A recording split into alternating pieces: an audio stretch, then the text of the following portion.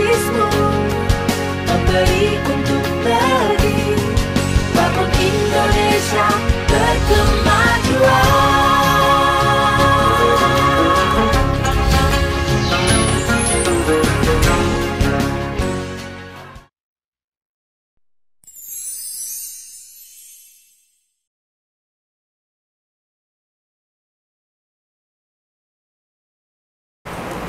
Assalamualaikum warahmatullahi wabarakatuh. Berjumpa kembali dengan saya Muhammad Roisudin dari Lazizmu Jawa Timur Channel bersama PWMU TV dalam acara Ramadan Tangguh.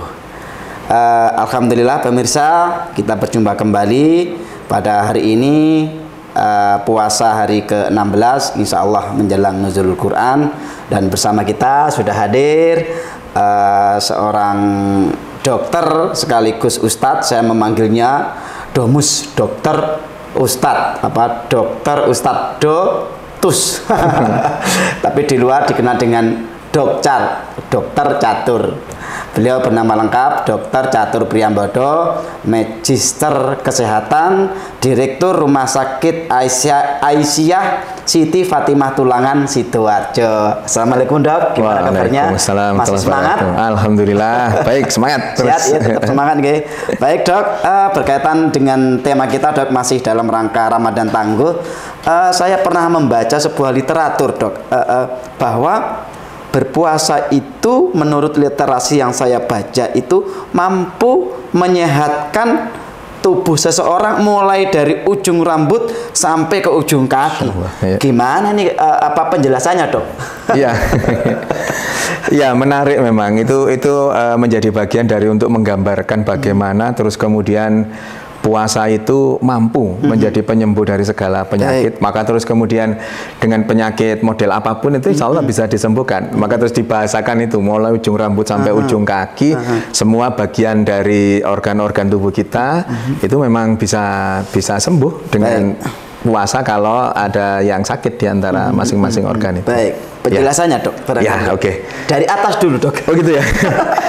Oh ini tidak selesai nanti kajiannya, nanti ini talk show-nya kalau seluruh organ ini bisa sampai besok ini. Baik, ya. Penjelasan secara global dulu dok. Kalau bisa dijelaskan. Mewakili dari ujung rambut sampai ujung kaki ya. Dari ujung rambut itu berarti kita bicara tentang kepala kita. Ya. Di kepala itu ada otak yang itu merupakan organ vital ya. Organ vital otak ini itu kemudian menjadi terbaikan, menjadi teroptimalkan itu dengan puasa ini. Nah, bagaimana ceritanya bisa puasa mengoptimalkan kerja atau kinerja otak? Nah, ini pada saat kita di luar puasa Ramadan, pada saat kita tidak berpuasa, apalagi di puasa Ramadan ini, praktis konsentrasi penuh oksigenasi dari pembuluh darah itu. Jadi pembuluh darah itu mengalirkan darah yang di situ ada oksigennya. Jadi ikatannya Hb hemoglobin dengan O2 dengan oksigen. Nah, pada saat kita praktis tidak berpuasa, apalagi puasa Ramadan ini, praktis kerja dari darah-darah itu banyak terkonsentrasi di perut, di lambung. Loh, kok bisa? Iya, karena pada saat kita tidak berpuasa, coba berapa kali kita makan itu. Dan setiap kali aktivitas kita makan, maka sederhananya aliran darah itu banyak yang ke lambung. Untuk mencerna makanan itu kan butuh tenaga, gampangnya seperti itu ya, ringkasnya ya. Maka terkonsentrasi di lambung. Pada saat kita keseharian biasa kan makan paling tidak 3 kali itu akan banyak konsentrasi di lambung. Bagaimana kalau dengan puasa kita? Pada saat kita puasa, sahur kemudian berbuka, konsentrasi lambung, konsentrasi pembuluh darah, konsentrasi darah kita yang mengandung oksigen atau oksigenasi itu banyak di lambung memang. Pada saat kita sahur, selepas selesai tugasnya, lambung itu kosong selama 12 atau 13 jam itu, apa yang kemudian terjadi? Karena otak itu organ vital kita, maka kemudian konsentrasi yang tidak lagi terfokus kepada lambung ini, akhirnya konsentrasinya berpindah ke otak. Kebutuhan oksigenasi di otak akan sangat terpenuhi dan konsentrasi penuh dari aliran darah ini banyak ke otak. Maka sangat wajar kalau terus kemudian di bulan Ramadan kita berpuasa ini, optimalisasi otak kita luar biasa. Maka kalau ingin menghafalkan ayat-ayat Al-Quran, surat-surat yang ada di Al-Quran itu, hafalkanlah pada saat puasa ini. Puasa Ramadan ini, optimalisasi otaknya sangat hebat, untuk memorinya bekerja dengan baik, untuk mengingat akan menjadi lebih cepat. Saya pikir karena puasa itu sulit untuk menghafal, karena pikirannya kan nanti ate bukopo gitu loh. Es buah, es degan, es jeruk, macam-macam. Ternyata lebih bagus. Betul. Konsentrasi menghafal karena energi yang tersalur ke otak itu lebih maksimal. Ya, Dok. Itu kalau kita kondisi normatif seseorang yang akan menghafalkan sesuatu, pokoknya mau menganalisis sesuatu, kemampuan menganalisa, kemampuan berpikir, kemampuan untuk mencari solusi, itu bagus sekali di bulan puasa ini, di bulan Ramadan pada saat kita puasa. Dan ternyata tidak hanya itu, Ustaz. Ternyata puasa kita itu mampu untuk menyembuhkan atau baikkan kondisinya, jadi kondisinya bisa membaik. Semua hal-hal yang terkait dengan penyakit-penyakit yang di otak. Dalam bayangan merecovery, Dok. Betul, bisa dikatakan akan membuat lebih baik kondisi yang ada itu. Bayangan Ustadz Rois, kalau yang terkait di kepala itu kaitannya dengan penyakit apa yang di otak itu? Saraf, stroke. Nah, ya itu, misalkan apa? Saraf, penyakit-penyakit saraf dalam bahasa awam kan, otak itu hubungannya sangat dengan saraf. Ya. Sarafnya itu nanti akan terbaikan dengan tadi itu, oksigenasi yang ada di pembuluh darah yang kemudian mengalirkan banyak aliran darah ke sana, yang itu mengandung oksigen. Oksigen itu dibutuhkan oleh masing-masing sel yang ada di otak. Berarti semacam pembersihan kembali kemudian menormalkan atau diupdate kalau bahasa diinstal. Bisa dikatakan karena mendapatkan asupan yang sesuai dengan kebutuhannya, bahkan kemudian itu berlimpah ya kebutuhannya, apa yang dibutuhkan itu banyak tersedia, maka kemudian menjadi membaiklah semua itu. Hal lain yang terkait dengan tadi yang dikatakan Ustadz Rois, stroke tadi ya. Menariknya dengan puasa yang bahasan pertama tadi kemarin itu sepekan yang lalu itu kan tentang bagaimana puasa yang baik dan benar ya. Dengan puasa yang baik dan benar itu ternyata mempengaruhi proses yang ada di otak. Kaitannya dengan stroke ini. Hal lain, pada saat kita Ramadan, pada saat kita bulan Ramadan ini paling tidak ada tambahan 11 rakaat, paling tidak ya. Dari aktivitas rutinitas kita biasa itu ada tambahan 11 rakaat. Itu kalau malam tidak ada sholat-sholat lain. Betul, kita bicara normatif ya. Misalkan seseorang itu hanya menjalankan sholat fardu saja gitu ya. Terus kemudian menjalankan sholat qiyamul lail ya, atau sholat tarawih, ini yang 11 rakaat itu. Tambahan 11 rakaat itu apa maknanya buat otak? Bagi otak. Bagi otak itu apa? Ustadz Rois dan para pemirsa Lazismu Jawa Timur Channel bersama PWMU TV, ternyata ada satu penelitian yang menarik terkait dengan posisi pada saat kita sholat, yaitu pada saat posisi sujud. Posisi sujud itu luar biasa hebat. Ada peneliti seorang wanita non-muslim dari Texas, Amerika, Fidelma O'Roy namanya. Fidelma O'Roy dari Texas, nanti bisa di browsing. Itu melakukan penelitian tentang sujud. Kenapa? Beliau tertarik dengan kenapa di agama-agama lain itu nggak ada ritual sujud, yang menggunakan terapi sujud. Kok kemudian di Islam itu ada ritual sujud? Ada apa ini? Beliau itu sebagai penerima Women of Spirit di tahun 2012. Jadi penerima hadiah Nobel terkait dengan Women of Spirit ini di 2012. Itu kemudian melakukan penelitian terkait dengan sujudnya itu. Ternyata apa yang diperoleh? Hasil penelitiannya itu menunjukkan orang-orang yang sujud, orang-orang yang ada posisi gerakan sujudnya itu ternyata diketahui bahwa kalau orang yang selama hidupnya tidak pernah bersujud, Artinya posisinya selalu seperti ini ya. Baik, ya. Termasuk tidur itu kan posisinya otak lebih atas daripada jantung. Ya. Sementara jantung itu yang memompa darah.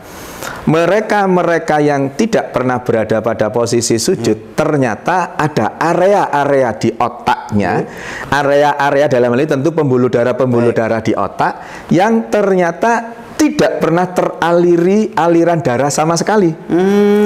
Jadi pada saat seseorang normatif yang tidak pernah melakukan posisi sujud, itu ada area di otaknya yang tidak pernah teraliri aliran darah. Tidak tersentuh oleh aliran darah. Tidak tersentuh oleh aliran darah. Di bagian kepala. Betul, karena memang posisi kepala, posisi otak di atasnya jantung. Baik. Dengan gaya gravitasi bumi sangat wajar. Kemudian bagian-bagian atasnya tidak mendapatkan asupan yang cukup. Baik.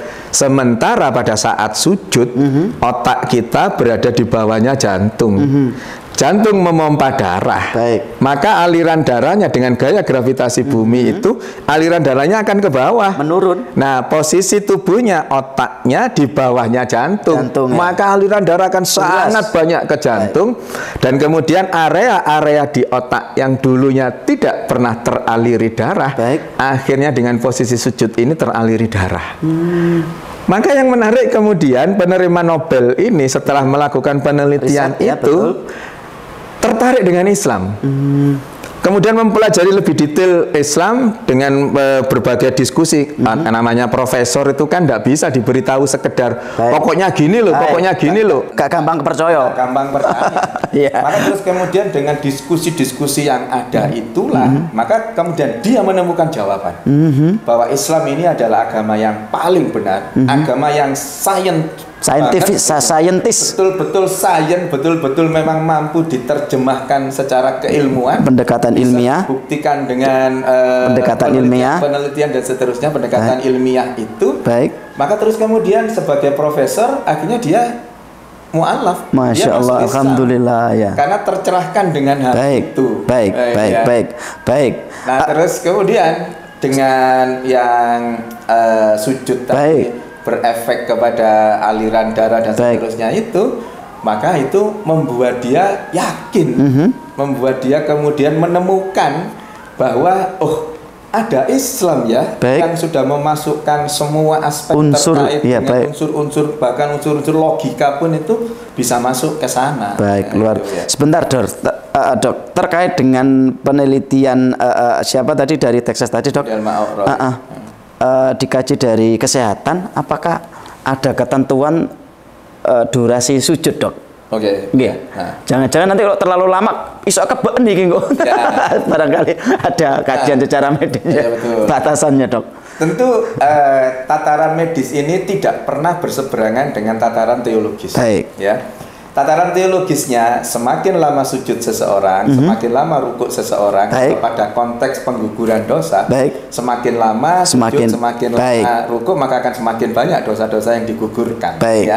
Nah, kalau dikaitkan dengan kondisi medis, apakah ada penelitian terkait dengan itu?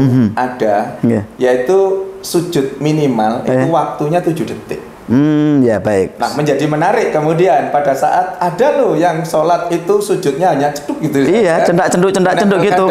Kayak ciliannya awak dewe. Itu secara kajian fikih mungkin bisa kita diskusikan. Kita perdebatkan.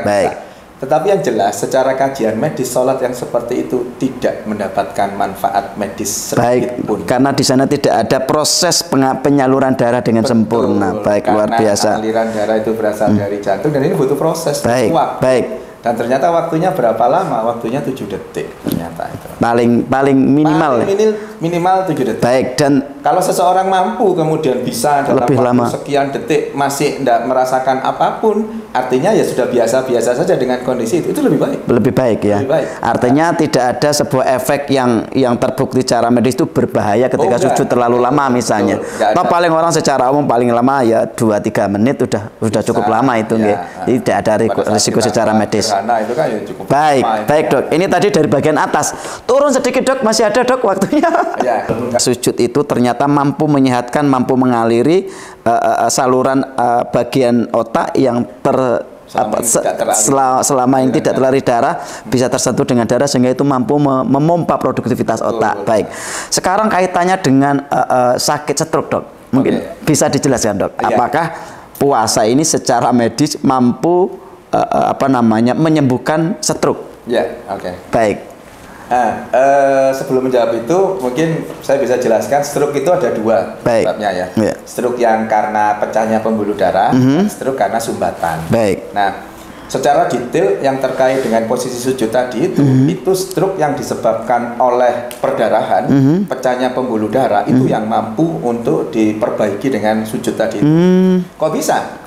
Bahkan ini orang-orang yang rentan atau orang-orang yang normal itu nanti bisa terhindar dari stroke. Selain bisa menyembuhkan atau memperbaiki kondisi stroke-nya, itu juga bisa mencegah seseorang untuk terkena stroke. Bagaimana mekanismenya? Mekanismenya adalah pada saat sujud tadi itu, ada area-area tubuh, area-area otak yang selama ini tidak pernah mendapatkan aliran darah, akhirnya akan mendapatkan aliran darah. Apa yang kemudian terjadi di pembuluh darah itu? Pembuluh darah itu secara sederhana bisa kami sampaikan, pembuluh darahnya itu akhirnya menjadi sering latihan. Gampangannya olahraga, elastisitasnya itu menjadi meningkat. Pergerakannya semakin produktif bahasanya. Pembuluh darah itu kan menyempit, melonggar, menyempit, melonggar. Jadi elastis. Pembuluh darah itu jangan dibayangkan seperti pipa yang statis gitu, enggak. Pembuluh darah bergerak. Itu seperti selang. Seperti selang, dia bisa melebar, bisa menyempit, menyempit. Paham. Seolah-olah melebar menyempitnya itu adalah latihannya itu. Maka kalau pembuluh darah ini biasa dengan latihan melebar menyempit, elastisitas itu tadi, elastisitas pembuluh darahnya akan baik.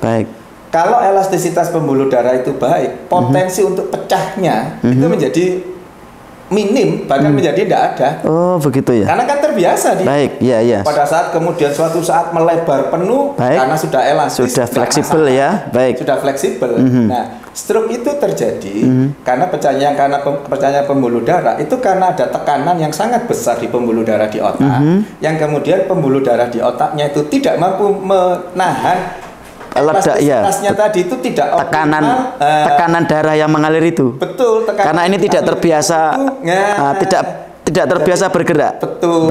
Karena tidak biasa melebar menyempit. Maka terus kemudian pecah pembuluh darahnya. Luar biasa. Nah, kita paham kan bahwa ruangan itu kalau semakin sempit tekanannya akan semakin tinggi. Nah, di jantung itu pembuluh darahnya besar dan tebal. Pembuluh darah di otak kecil dan tipis. Pada saat diameter pembuluh darah di jantung itu misalkan ibaratnya itu 5 cm ibaratnya ya. 5 cm, pembuluh darah di otak ibaratnya 1 cm. Maka tekanan darah di jantung ini kalau nyampe otak menjadi 5 kali lipatnya.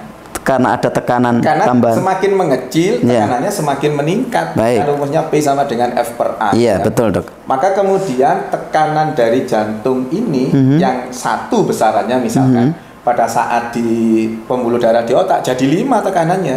Betul. Nah, coba bayangkan nyampe ke pembuluh darah di otak yang kecil dan tipis pecah. Tetapi kalau pembuluh darahnya itu elastisitasnya bagus, karena hasil dari produk dari sujud yang minimal 7 detik tadi itu, apalagi selama Ramadan ada tambahan 11 kali sujud itu, maka sangat wajar kalau terus kemudian pembuluh darah di otaknya itu menjadi elastis, elastisitasnya meningkat. Kalau toh ada satu kondisi yang kemudian menyebabkan tekanan dari pembuluh darah jantung ini diteruskan ke otak, dia masih bisa fleksibel, sehingga resiko terjadinya stroke insya Allah akan sangat jauh berkurang, bahkan bisa diminimalkan, bisa dihilangkan. Masya Allah, luar biasa ini, Dok. Berarti bagi mungkin masyarakat yang sudah terlanjur hari ini dalam proses penyembuhan stroke atau dalam sedang mengidap kena stroke misalnya, itu harus justru sering-sering melakukan sujud, begitu, Dok, kira-kira? Betul. Pada konteks sekali lagi, saya bicaranya normatif. Normatif dengan stroke yang normatif juga. Tidak pada konteks stroke yang kemudian pembuluh darahnya pecah di berbagai bagian di otak itu. Itu memang ada terapi tertentu. Tapi yang secara normatif, yang pecah pembuluh darahnya itu tidak terlalu banyak, gitu ya. Insya Allah akan membaik. Puasa yang di bulan Ramadan ini ada tambahan 11 kali kita sujud, korelasinya memang dengan sujudnya itu. Dan intensitas sujud itu akan terus meningkat di bulan Ramadan. Semakin meningkat itu semakin baik. Karena produktivitas itu akan memompa produktivitas darah mengaliri otak dan pipa selang yang menampung aliran darah ini akan terus melakukan produktivitasnya sehingga semakin fleksibel dan semakin kuat. Baik dok, tadi sudah 2 dok. Jadi puasa sudah menyehatkan dari sisi penyakit di bagian kepala, saraf dan stroke. Turun lagi kira-kira apa dok? Masih ada dok? Turun lagi. Turun lagi misalkan, ini menarik, ada penyakit yang sering sekali dialami oleh orang-orang pada umumnya. Baik dok. Apa itu? Penyakit MAH. Iya. Penyakit asam lambung tinggi, gitu ya. Orang menyebutnya seperti itu dengan berbagai bahasa yang berkembang di masyarakat. Tetapi prinsipnya adalah ada gangguan di mukosa lambung. Jadi lambung itu ada lapisan yang menyelimuti, lapisan yang melapisi, yaitu mukosa. Mukosa itulah yang melindungi otot lambung dari ganasnya asam yang diproduksi oleh lambung, asam lambung itu. Kita tahu bahwa asam itu sifatnya iritatif, sifatnya korosif, maka mereka akan menggores. Nah, orang-orang dengan gangguan gastritis, dengan gangguan sakit asam lambung itu atau MAH itu orang menyebut, itu lapisan mukosanya ada yang lecet.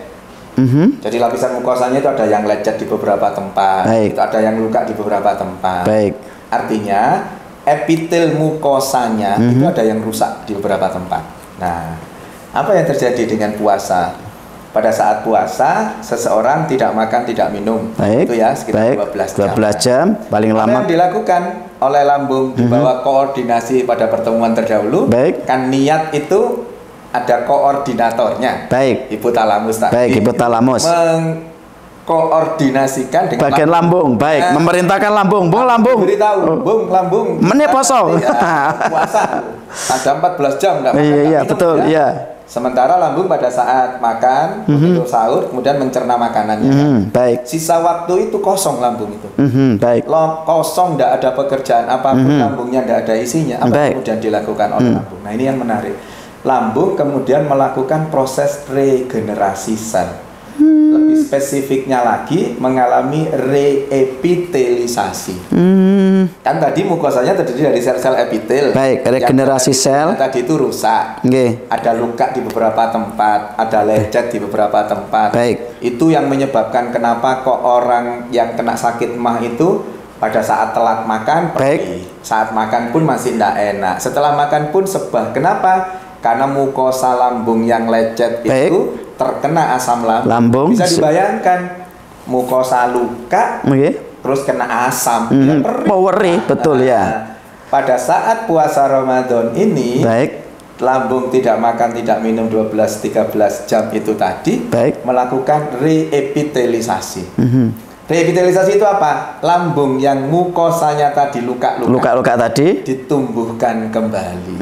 Sel-sel epitelnya tumbuh kembali, utuh kembali.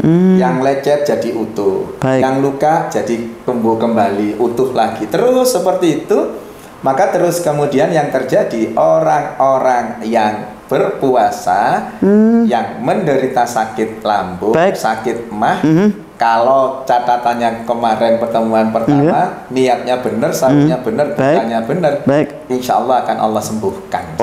Saya sampai domblong dok. Ternyata lambung itu bisa ada kalau bahasa IT-nya kan auto repair dok. Gitu, betul. Iya kan. Jadi dalam proses 12 jam itu ada auto repairnya begitu ya. Auto repairnya itu terjadi saat Ramadan. Saat Ramadan, masya Allah. Tidak makan, tidak minum dan terus kan tiap hari. Masya Allah, luar biasa ya. Waktu tertentu dalam hal ini sekitar kalau di kita sekitar 11-12 jam. Baik dok. Karena kita dibatasi waktu dok, ini mungkin kita agak to the point. Tadi atas, tengah sudah, bagian bawah dok. Mungkin paling tidak satu lah dok, bagian lutut atau kaki atau paha mungkin ada yang perlu dijelaskan satu. Karena Malah saya lebih tertarik gini, karena ini itu tadi organ, di otak itu organ, lambung itu organ. Sekarang kita bicara secara keseluruhan saja. Oh, baik. Ujung rambut sampai ujung kaki. Baik. Itu terwakili dengan apa? Terwakili dengan daya tahan tubuh. Oh ya, ini yang lebih itu ya. Sistem kekebalan autoimun seseorang terkaitan dengan imunitas ya. Karena imunitas seseorang itu sama. Akan teroptimalkan dengan puasa ini. Apa yang menjadi dasar pembuktiannya? Nanti teman-teman bisa mengakses penelitian di Yokohama University di Jepang. Di Jepang itu melakukan penelitian korelasinya puasa dengan sistem kekebalan tubuh atau imunitas. Baik. Puasa mereka 10 jam. Ironis ini kalau menurut saya, karena yang melakukan penelitian adalah orang-orang Jepang yang notabene agamanya Shinto. Tetapi melihat kenapa sih kok diwajibkan puasa orang Islam? Kemudian diteliti. Gitu ya. Ya semoga dengan itu kemudian banyak mualaf. Amin, Dok. Nah, penelitiannya apa? Puasanya 10 jam. Puasanya 10 jam, terus kemudian apa yang dilakukan? Dihitung waktunya itu tiap pekan. Jadi tiap 7 hari. 7 hari sekali dievaluasi, 7 hari dievaluasi, 7 hari dievaluasi. Jadi mereka penelitiannya 21 hari. 3 minggu ya. 3 pekan. Terus kemudian yang dijadikan sorotan apa? Para pemirsa yang dirahmati Allah, yang dijadikan sorotan adalah salah satu unsur dari sistem pertahanan tubuh. Sistem pertahanan tubuh itu salah satu unsurnya adalah sel darah putih. Atau leukosit. Biasanya kalau di pemeriksaan laboratorium itu atas sendiri. Atas itu sel darah putih atau leukosit itu atas sendiri. Normalnya leukosit itu 4.000 sampai 11.000 jumlahnya. 4.000 sampai 11.000 itu dalam ukuran yang ada di darah. Pada saat pekan pertama penelitian puasa ini di Jepang itu ada peningkatan yang signifikan.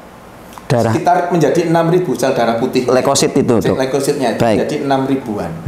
Kemudian pekan kedua yang sebentar, Dok. Masyarakat awam ini kan taunya darah merah dan darah putih. Nah, mungkin bisa dijelaskan dulu, Dok, leukosit ini manfaatnya untuk apa? Biar lebih mudah, terutama saya dan masyarakat awam yang satu lagi sel darah putih, sel darah merah, sama sel darah muda. Oh ya, ini. Jadi ya secara umum memang sel darah putih, sel darah merah. Sel darah putih itu adalah sekumpulan sel gamma seperti itu ya. Yang fungsinya itu sebagai sistem pertahanan tubuh. Jadi fungsinya membunuh. Sistem imunitas. Salah satunya sel darah putih. Itu fungsinya membunuh kalau ada kuman masuk, ada virus masuk, ada bakteri masuk. Itu tugasnya sel darah putih. Tugasnya sel darah putih. Baik, sudah paham. Ya, ibaratnya kalau di negara kita ini itu TNI-nya lah. Oh iya, betul. Kalau ada serangan dari luar, TNI-nya. TNI yang bergerak. Baik. Itu ada kadar normalnya 4.000 sampai 11.000. Baik. Tentu persis sama dengan TNI kita. TNI kita itu kalau jumlah proporsinya sesuai baik. Tapi kalau kebanyakan TNI kan juga nggak baik kan. Betul. Sama dengan tubuh kita. Tubuh kita itu kalau sel darah putihnya optimal di angka 11.000 sampai 11.000 itu optimal banget itu. Nah, penelitian ini pada pekan pertama naik sampai 6.000-an. 6.000. Baik. Dan pekan kedua itu naiknya drastis. Jadi yang semula 4.000 6.000 ini di pekan kedua naik drastis menjadi 10 sampai 11.000. 10.000 sampai 11.000. Artinya apa? Ini kondisi yang optimal untuk sistem pertahanan tubuh yang terwakilkan dengan leukosit ini. Lalu kemudian prediksinya, nanti pekan ketiga pasti naik lebih drastis, lebih tinggi lagi. Baik. Dari 6.000 ke 10.000 naik menjadi 14.000 atau 15.000. Baik. Nah, penelitian ini menunjukkan pada pekan ketiga, jadi hari ke-14 sampai 21. Baik. Kadar leukositnya itu tetap di angka 10-11.000 itu. Tidak naik? Tidak naik. Seolah-olah tubuh itu tahu. Punya autokontrol gitu, Dok. Punya autokontrol kalau 11.000 itu nggak bagus. 11.000 itu nggak normal. Iya, betul. Di atas 11.000 maksud saya. Di atas 11.000 itu nggak bagus. Kondisinya nggak ideal itu. Kalau seseorang itu terpapar penyakit tertentu, infeksi itu memang kadar leukositnya naik. Jadi sekitar 13.000, 11.000 ke atas pokoknya. Itu menunjukkan bahwa dirinya ada infeksi. Kalau ada seseorang yang tidak terkena infeksi, tapi kadar leukositnya melebihi normal, 13-14, berarti ada sesuatu. Apa sesuatu itu? Leukositnya ini makan sel yang lain, gampangannya gitulah. Makan bagian-bagian sel yang lain sehingga dia menjadi tinggi. Tentu itu juga nggak baik, nggak ideal. Maka penelitian ini membuktikan dengan puasa kita yang 3 pekan itu, penelitian ini menggunakan waktu 3 pekan. Baik. Ternyata kadar sel leukositnya, sel darah putihnya yang notabene mewakili sistem pertahanan tubuh, Baik. itu optimal. Baik. Angka 10-11 ribu optimal Baik. sekali. Iya, baik. Dan tidak kemudian menjadi berlebihan naiknya. Tidak over ya. Tidak over. Nah, menariknya lagi, kalau ini kita kaitkan dengan puasa kita. Puasa kita ini dengan penelitian itu seolah-olah dikatakan bahwa sesungguhnya tubuh kita itu sudah mempersiapkan diri, sistem pertahanan tubuhnya itu sejak hari pertama kita puasa. Peruntukannya untuk apa? Tadi kan penelitian sampai 21 hari. Baik. Penelitiannya ini menyatakan pada pekan kedua dan pekan ketiga semakin optimal sistem pertahanan tubuh kita. Apa hikmah di balik itu? Seolah-olah tubuh kita ini mempersiapkan diri dengan puasanya itu sampai hari ke-20 ya. untuk supaya 10 hari terakhir pada saat kita beriktikaf itu kondisi tubuh kita betul-betul optimal. Masya Allah. Saya kemudian membayangkan, merinding saya dong. Saya kemudian membayangkan bahwa ternyata tubuh kita ini sudah mempersiapkan diri untuk bisa iktikaf.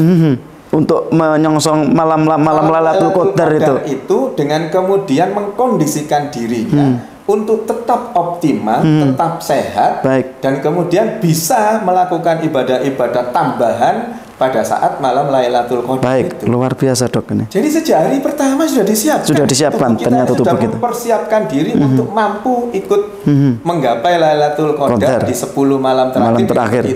Baik, Masya Allah luar biasa ini. Saya merinding saya dok mendengar itu. Masya Allah.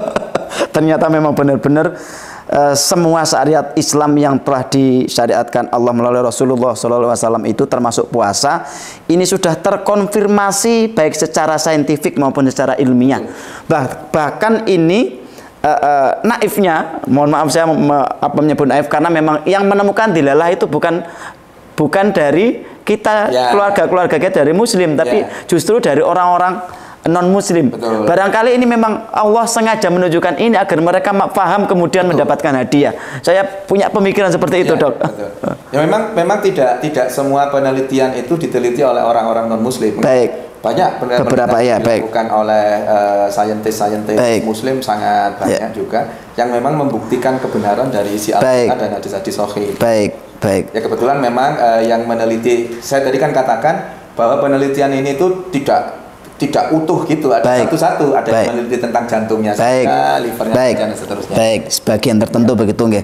Baik dok, luar biasa penjelasannya bahwa ternyata memang secara medis terbukti, terkonfirmasi bahwa puasa Ramadan itu mampu menyehatkan atau menghindarkan penyakit kira-kira begitu dari ujung rambut sampai ujung kepala. Tadi kita baru ujung kaki. Kita tadi baru mengutip 3 bagian, kepala, atas dan keseluruhan. Itu sudah waktu kita terbatas, dok.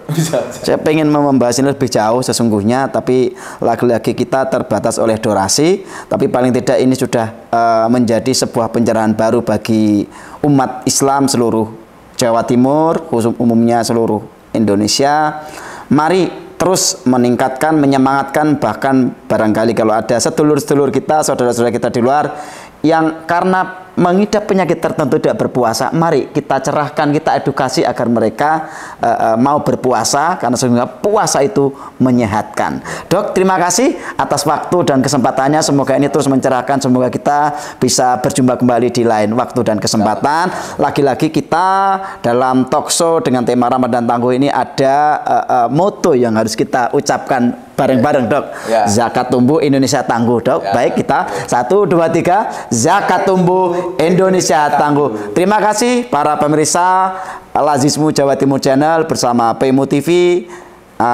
Kita sudah sampai di penghujung acara.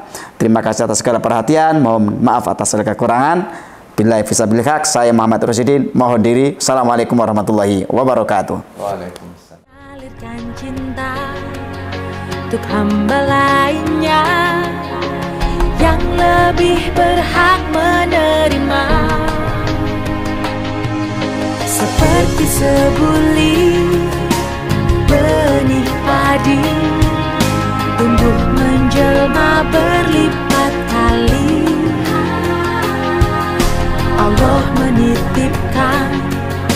rezeki yang kan jadi, berkah berlimpah untuk sesama. Bersama Lazismu kita berbagi berkah, zakat, infak, serta sedekah.